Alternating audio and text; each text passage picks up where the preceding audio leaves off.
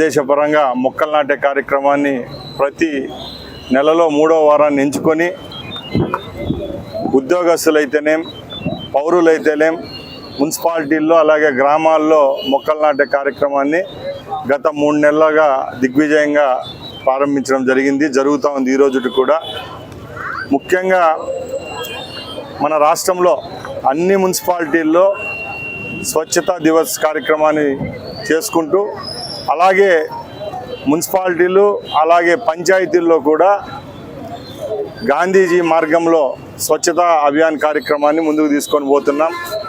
ముఖ్యంగా ఈరోజు రాయచోటి పట్టణంలో ఎస్ఎన్ కాలనీలో ఏదైతే గ్రాస్ ల్యాండ్ ఉందో ఇక్కడ కూడా చెట్లు నాటడం జరిగింది. మున్సిపాలిటీ పరిధిలో రాబోయే కాలంలో కూడా ఎక్కడ అన్ని వార్డులలో పారిశుద్ధ్యానికి ఇంపార్టెన్స్ ఇచ్చి అలాగే పార్కులు కూడా అభివృద్ధి చేసేదానికి కలెక్టర్తో చర్చించడం జరిగింది.